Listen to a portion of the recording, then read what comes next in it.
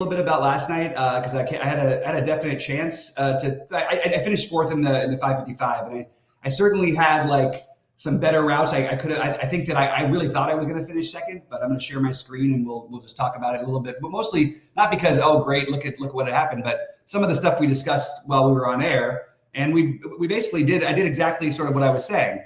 I thought that the idea of playing LeBron or AD was really good. I thought LeBron could treat this literally like it's a nationally televised game against Luka.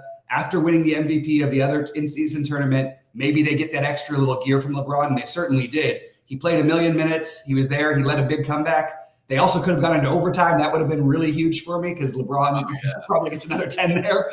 But that, pretty typical with the Luka. Well, I mean, I guess Luka was even a little lower owned because people were afraid of the value. Reeves, Exum, and then I made the Prince and Strother I thought were pretty straightforward. But the two things were Metu was originally Daniel Tice, and Desonmu was the guy I took a shot on, and it didn't pan out. But look, he got all the minutes. He ended up playing I think he played like 33, 34 minutes, maybe even more, and it looked like it certainly had some hope. The Metu, the second I saw Metu, which was only 2 minutes before that they announced that he was starting, basically. Yeah, I missed that. Or I think it was maybe it was 5 minutes before or something like that. But I didn't get the alert, so I just checked. I had my alarm set. Thank goodness, because I played Metu instead of Tice. But it was a thing where when there's no value, and like we talked about even on the air, like if we play Tice, we might get some news later on that something else is happening. And Metu starting was that piece of news. You know what I mean? Yeah. So it does just, again, speak to the ability for late swap making a difference in NBA. Not that it was like a huge performance by Metu. It almost was. I mean, look, for a while there, like he was really going to get it going at the end of the first half. But I felt very good about the process. I only played one lineup in the 555. I played one in the 88, and that was pretty much all my lineups. And it could have gotten there.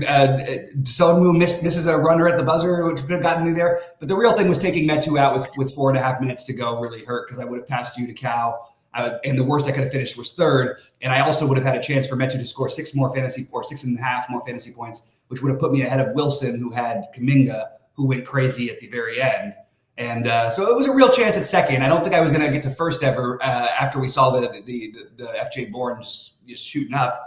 But it was a nice run, and I liked the lineup build, and I thought that it was basically what I wanted to do all day. I made the uncomfortable Desonmu play. Yes, I could have done something else and probably gotten a few more fantasy points. But overall, I thought the process was good, and it was one of the first days in a while where I felt really good about what I was doing.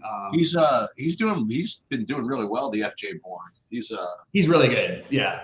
He's been doing well. And Wilson's, obviously he's. I mean, all the guys though around. You look at them. I mean, I know they don't show all the parentheses, but those are all max entry guys. That's what I was going to say. I was going to say when you got passed by, you almost caught you to count 9. You almost caught you to count 10. There's a difference. Yeah, exactly. But even Wilson played at max enter. So did FJ Bourne. Yeah, that's kind of like a deception. They should put Wilson parentheses 1 or something. I don't know why sometimes it doesn't show up like that. I mean, anyway. Yeah.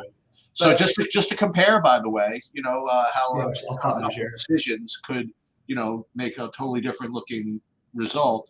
So again, I went the Galaxy. Let me take my share off of it. They showed 9 when you did that. Let me just the Galaxy Brain route, which I can't. That was 9 you were sharing by accident. So I went to Galaxy Brain route that we talked about live, and I had Davis instead of LeBron, and I went with the Hardy, Tice, Norm Powell combination instead of the Reeves, Metu, Prince combination, and that's what that amounts to about 60 points. So that's how that happened.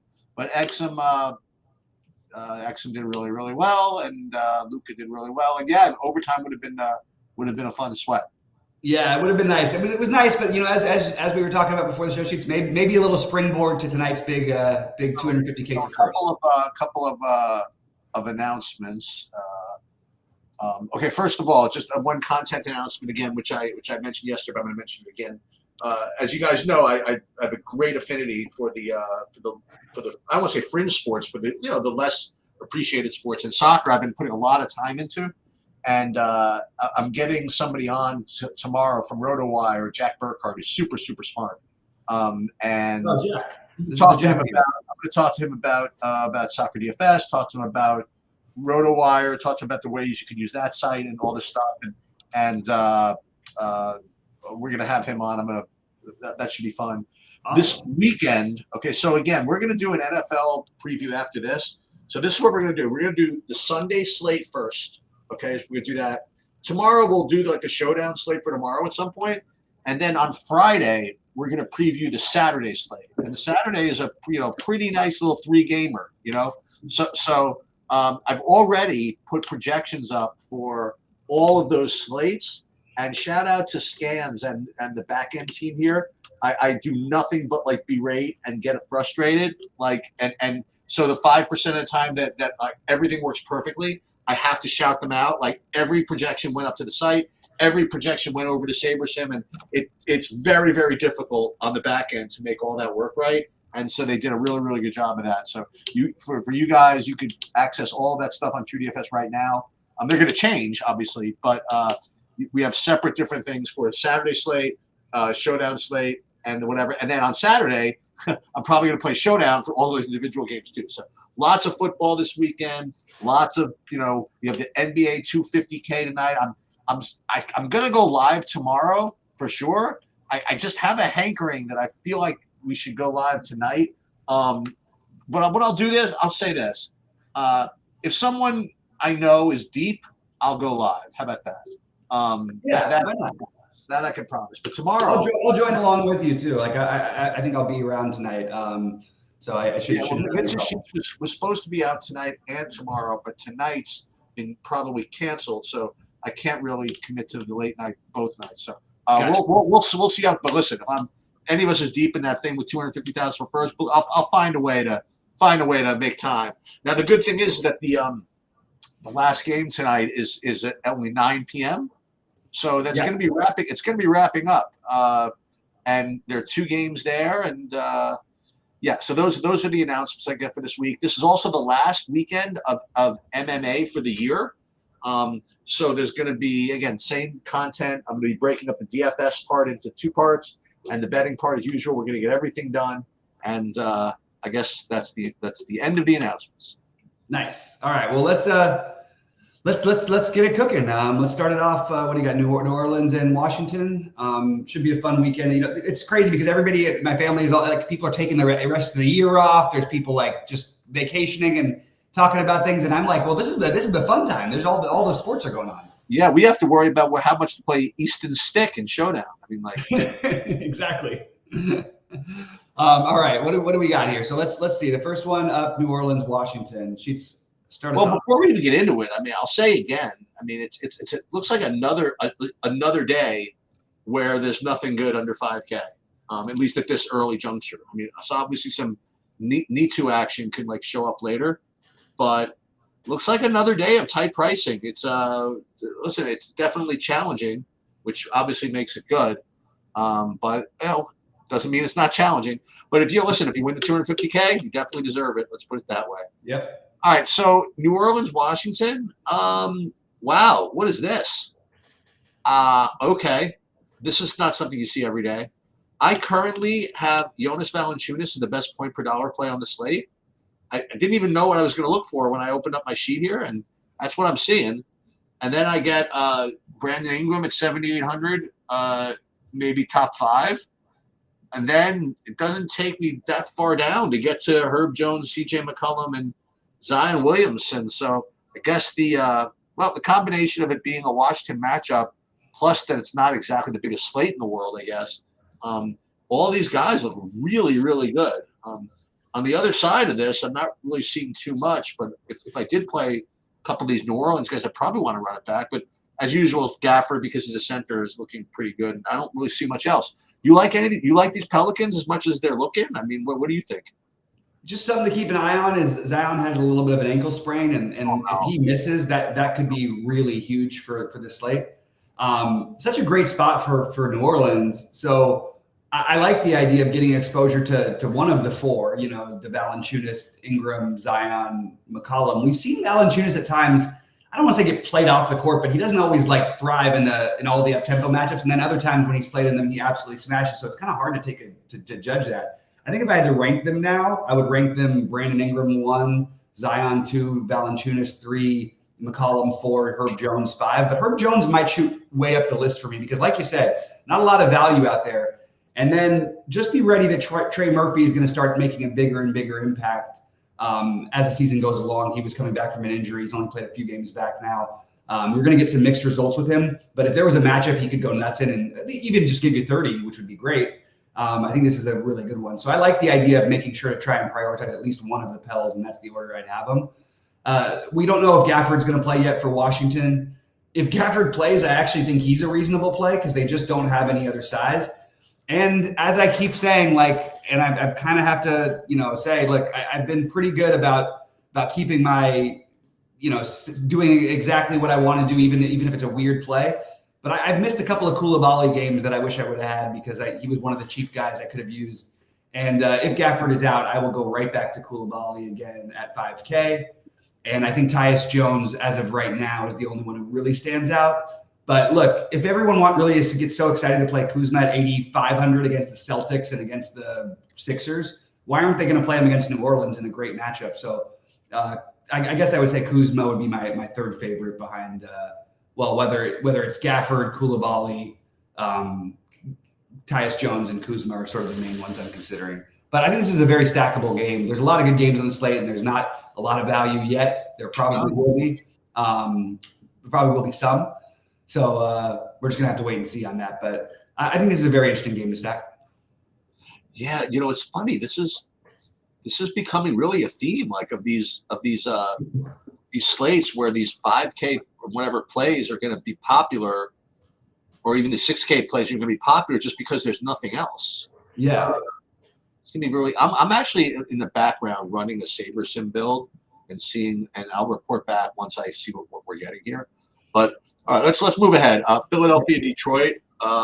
Listen, another game where Embiid can score as many fantasy points as they'll let him play for it, I suppose. I actually have him as the second or third best point per dollar play on the slate. So you probably want to try to get him. I don't know what the spread is. It's probably double digits, even though it's on the road. So you have that issue. But he can certainly score 65 in 3 quarters, which he's done, I think, against Detroit before. Yep. So I guess I got nothing wrong with that. I mean, you want to play anybody from Detroit? I don't know, Jaden Ivey maybe, Cade Cunningham maybe, Bogdanovich maybe. I don't know. If you like anything from Detroit, I mean, you like anything aside from Embiid from Philly? Do you like Embiid? What do you like here? I think Asar Thompson is a priority play. Okay. We talk about these 5K guys, and like he's active. I mean, look, Detroit has changed their starting lineup like every day. But assuming Asar Thompson starts again, yes, I want Asar Thompson tonight. He played 33 minutes in the last game they started. He put up 34 and a half. It was against Indiana. I don't think it's like a smash automatic play, but I think he at this moment is a priority play just because we don't have that much value. And I think that if you wanted to play, I'm kind of thinking they may start Wiseman tonight, which is weird because it's not like he can match up with Embiid, but neither can Isaiah Stewart. So I really don't know what they're going to do if they're going to leave Stewart in the starting lineup. I'd like to wait till their starting lineup before I made my final decisions. I too like Embiid and I like Maxey. Just pointing out that they're going to be very hard to get. And if you wanted a sneaky play, it would be Kelly Oubre Jr. I just ran the sheet. It's so funny. I would love people to try to guess in their head, what the highest owned guy is. This is based on my own projections. There are 2 guys I have over 90% owned, and I'll let you guys, like try to figure that out. And by the end of the slate, I will tell you who that is. Can I ask though? Have we run into them yet? I'm not going to say one way or the other. Okay. No hits. Okay, so moving on, Atlanta and Toronto. All right, so you have Toronto, who plays usually kind of slow, but Atlanta just, one of the Harlem Globetrotters teams of this year. So I imagine that Toronto is going to look pretty decent on the sheets. And yeah, I have OG Anunoby at 5,800. I have him like the 5th best overall point per dollar play. And then I have Scotty Barnes also at 86. Finally, he shows up for people. What's that?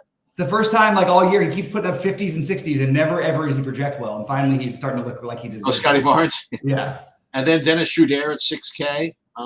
He's showing up as, again, like it's weird. Like what's good nowadays? Like he's showing up with a 31-point projection puts him in like the top 10 overall.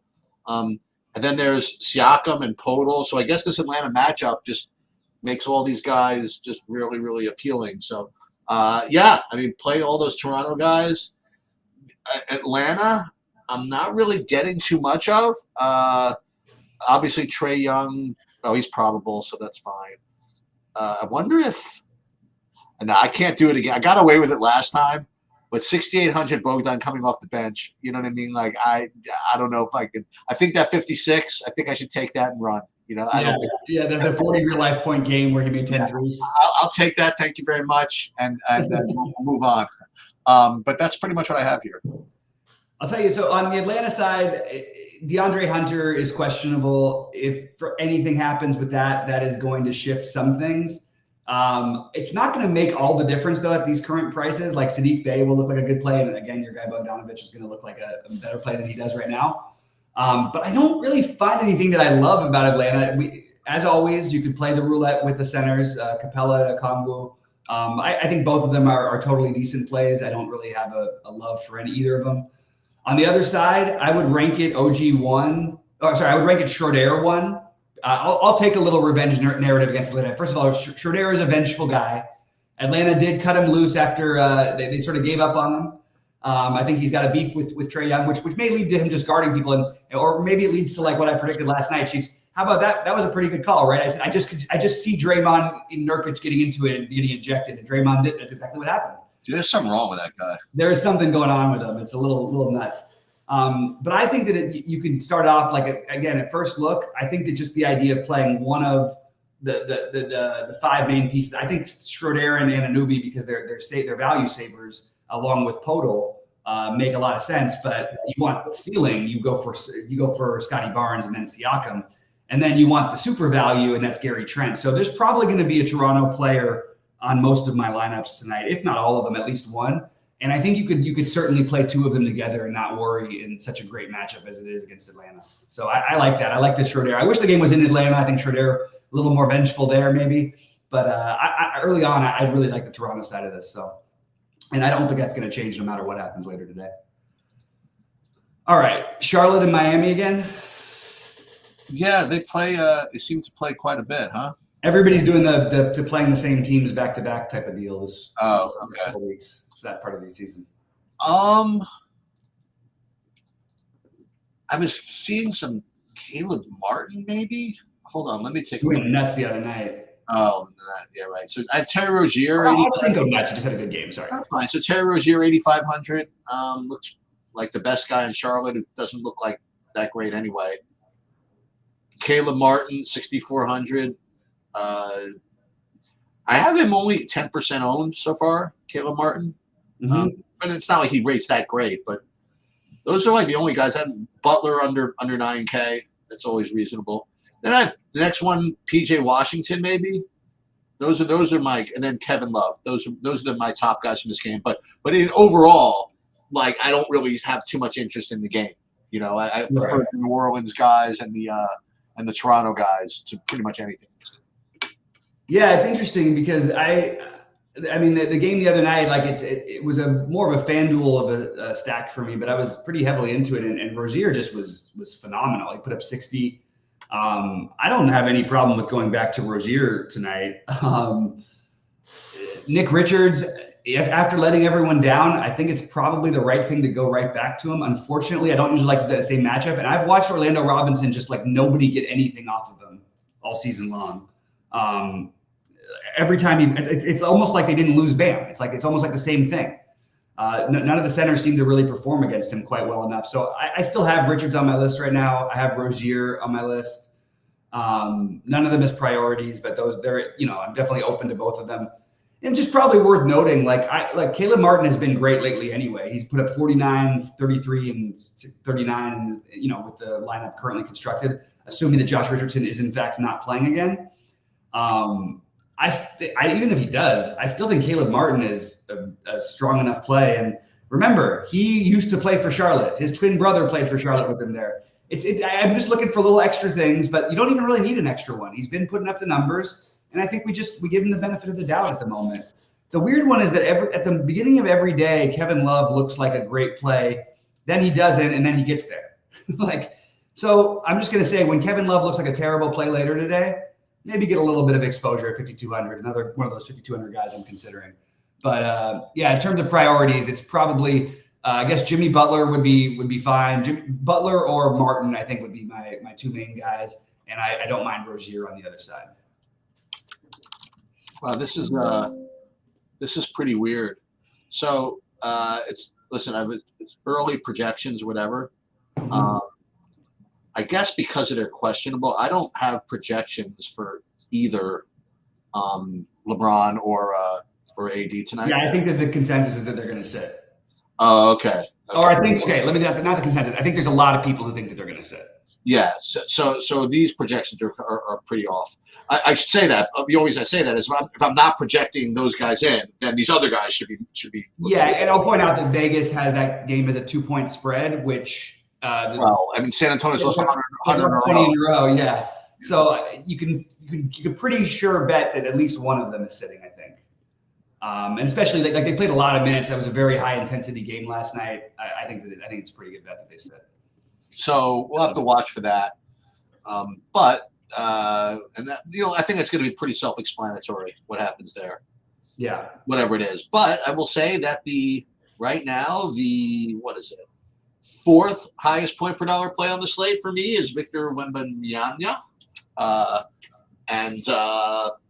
Yeah, sounds good to me. I don't know. If AD plays, be fine by me. If he doesn't play, fine by me. So I like Wembanyama a lot tonight. Yeah, I mean the Lakers are going to be where you start your slate if those guys are out, and yep. With them getting no projections and certainly both listed as doubtful right now. Are they listed? They're not official. It's not official. It depends. Well, I haven't dug in far enough. I'll tell you what. DraftKings certainly expected them to be out because they raised everybody's price, even the fringy guys who weren't playing. Like Christian Wood went from 3,800 to 5,000. They were ready for this one. Okay. So you're going to end up with a very weird situation, possibly, and I'm just going to pretend as of right now that they're both out. I wouldn't be shocked if one of them plays. I think it would be AD if it was one of them. But this does seem like a spot you want to rest somebody. Okay, so Jackson Hayes is going to look like a great play. I don't know that he'd start. He might. That's the Christian Wood, Jackson Hayes. We really just need to know who's starting, and then we may not know until 8 Eastern. And if LeBron and those guys are out and we don't have a Lakers starting lineup, it's going to make an argument for a lot of the stuff we just talked about to maybe to pass some of it by. You think this game will stay close anyway, so that makes Austin Reeves and D'Angelo Russell terrific plays along with Rui because they'll be the ones who carry the offense the most. Taurean Prince will get the minutes he can handle, but probably is not as good of a play because you're not going to run your offense through him, although he can do enough. But you're probably going to end up looking like you want Lakers. Probably at least 2 on each team. I just don't know what to do until we have some idea of who's starting or who's going to play tonight. And it's just really hard to guess right now. And then if one of AD or LeBron plays, I have to rerun everything. So I don't really know exactly what to do at the moment. I just know that we're probably going to be playing at least 2 Lakers in a good portion of lineups. And if you look at Saber Sim, who does have LeBron and AD out, they have the top out of the top 4, they have Valanciunas third. They have Jackson Hayes as the best point per dollar play on the slate. D'Angelo Russell second, and Rui fourth. And I also think that Austin Reeves, even off of a big game, is a tremendous one as well. So that has them both listed as doubtful, and yet they don't even have a designation on the injury report yet. No, it's crazy. But I actually I built last night just while I was sweating the last game. And I was just assuming, I don't think these guys are playing tomorrow. And it was before there was any speculation of it, but that was just my personal guess that they weren't going to play.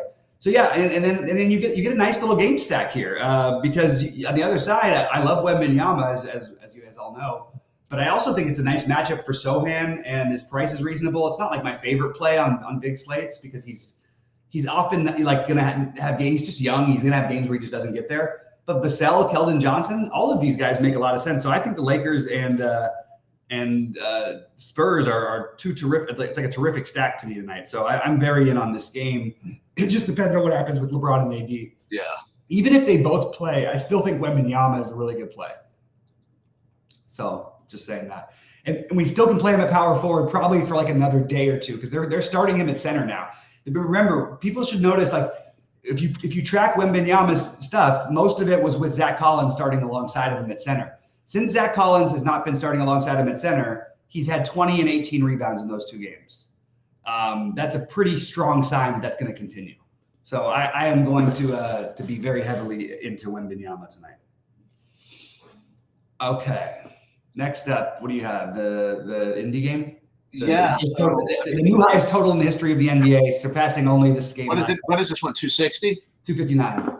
It's amazing. It was 257 the other time they played, and they went well under. But I think they might go over this one. Yeah. Anyway, whether Halliburton and or Giannis are good plays is in part going to depend on LeBron and AD, right? I mean, right. It depends on what value opens up from that Laker game.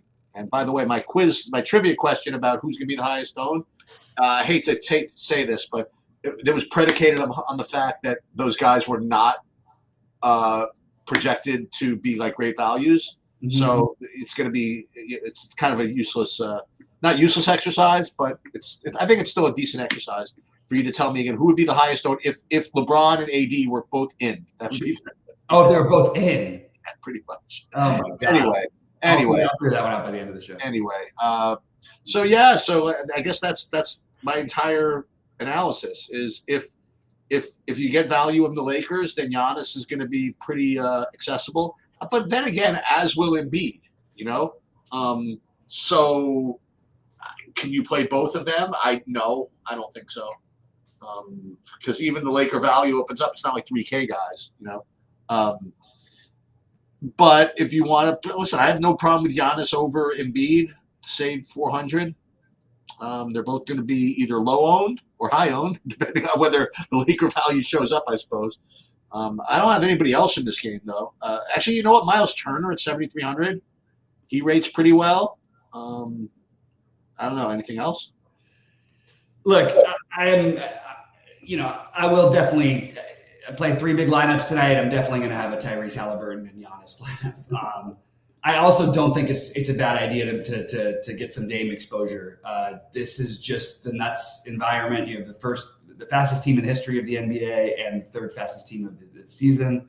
They're going to play fast.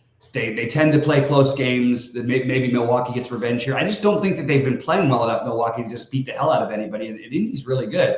I like Turner. I like Halliburton. I like Giannis. To some extent, I like Mathurin in this game. And then I also like Lillard. I obviously can't play all those guys, but some mix of that sounds pretty good to me. It's pretty interesting. You have the highest total in NBA history and no one projected to be double-digit owned. It's kind of wild. But it's been that way with these Indiana games, you know? Well, usually Halliburton ends up getting owned. I'll tell you who was my hero the other night was the Mathurin. Yeah, Mathurin went nuts the other night. Yeah, it was out of the blue too. Like it was the Mathurin, I think Bogdan pairing. Yeah, it is rough though because like you're getting a lot. It's expensive to get Halliburton here, like 11-1. It's a great matchup. It's just maybe instead of that, maybe you play like Miles Turner and Buddy Hield gets hot or something like that, and you run it back with Giannis or something like that. It's getting to the point where it's a great matchup, though. I do think I have to have one Halliburton Giannis lineup just to feel okay. But we'll see. There's a lot of news left still to go. So not to bury the lead here, but I just reran everything with the SaberSim projections, like with the Laker value in, and not surprisingly, the top 3 owned guys, all at 100% ownership, by the way, would be the aforementioned Jackson Hayes. The sort of aforementioned Rui Hachimura. Yeah. And D'Angelo Russell. Yeah. Yep. Not surprised. Yep. All right. So let's move along to Memphis and Houston. Okay. So again, depends on what you get to here, but I get Tari Eason showing up a little bit. He went nuts the other night. Oh, did he? Yeah. At 4,700, he shows up in some builds. What else here? I don't really get into much of anything. No Memphis, really no Houston, not much. I don't understand why Tari Eason's going to be low. Like, if he's really going to be low owned, I don't really understand why. I get it. Like, I know that it feels chasey, but like we 4,700. We just don't have other players that we can fill that in with, except for the Lakers guys. You know what I mean? So I'm going to put Tari Eason as definitely like in contention to be a priority play potentially, just because we need value and he at least has a ceiling. He played a season high of minutes the other night, put up 42 fantasy points. Not saying he's going to do that again. But I do like him here. And also, I think there's always, there's a little bit of blowout risk, which would probably go mostly, well, it probably would go his way depending on what type of blowout it was. If it was like a 20-point game, he probably stays on the court. If it's 30, he's probably off the court. But Amin Thompson, Asar's brother, is probably going to come back soon. Oh, there you go. I don't know what they're going to do with him. I don't know how many minutes they're going to give him. That could hurt the Easton thing. Oh, he came back the other night. He did play 10 minutes. It just could hurt. It could end up hurting some of these other guys a little bit. But as of right now, like, this is definitely the least interesting game to me on the slate. I don't really have any other plays. It's going to be slow. Of course, Şengün is probably going to smash, or very, very possibly smashes. I just don't love anything enough to get there as a priority, with the exception of potentially Easton's value. All right. Yeah. Knicks Utah is kind of weird. Oh, not weird. So I'm getting a couple of guys from here. Just seems like kind of random, but I'm getting like in my most recent Saberson build that actually has the Laker value. Like the three Laker guys are the top guys, and then the next one is a couple of Pelicans. Then I'm getting Colin Sexton. At a pretty big ownership. Has he been hot recently? Oh, Clarkson is out. Okay. I guess that matters. One thing that is interesting, though, to note is that Lauri Markkanen was upgraded to questionable. So I presume that – I don't presume, but I think it's likely that he plays. Collins and Kessler look like they might play as well. Yeah, so not that any of these guys look that great anyway, but anyway. So Sexton is the one guy I see, and Keontae George is another one that's showing up for me. Getting a little bit of Jalen Brunson also. Maybe a couple of shares of RJ Barrett, but this whole game is very, very low tier. Yeah, I think that Randall makes some sense, but again, just other guys I probably am going to want to go with. It really depends to me of what I'm going to do with New York. If Quickly plays, if Quickly doesn't play, I'll play DiVincenzo or Hart, probably Hart. And it's simple as that. But I don't know if we're going to have that information. And I don't mind the idea. Look, we're looking for value, like additional value to what might be really, really chalky, questionable value. If we're going to play questionable, speaking of questionable, like Jericho Sims is going to play minutes. He's, I don't know why we would just cross Jericho Sims and Isaiah Hartenstein out of our lives, because Isaiah Hartenstein's price went up by 300 and Jericho Sims' price went up by 8. But right, I think both Sims and Hartenstein are my favorite plays in this game right now. But it's just because I'm looking for value. I think you're supposed to go right back to Hartenstein, by the way. Mm-hmm. And not Sims. I think they don't mind starting. So like you said, Thibodeau's kind of like that purist, whatever. Hey, I like Hartenstein off the bench. Just keep him off the bench. Yep. Start Sims, play him 18 minutes or whatever, and then, whatever. Yep, absolutely. I think that's fair. I don't mind the Sims thing, though, just because I need the extra value. He's forward eligible, so I'll take some shots with him if he does, in fact, start again. Which, again, we won't know until way later on, and then we can even. Another guy, by the way, with these new builds that is showing up, and again, I think it's really interesting to see how the price affects this. So Sexton is 5,200. He's getting in some stuff. And a guy from that San Antonio game, like Jeremy Sohan's getting into some stuff now. Something about this 5,400 price. Yeah, Sohan. I think Sohan was all like, I thought I was just going into this slate assuming that he'd be one of the 25-30% guys. Okay. I think he's going to be no matter what. Well, not no matter what. If there's more value, maybe he won't be. All right. So this is another one. These are really tough games because, so they're going to play Bradley Beal, which is really weird on a back-to-back.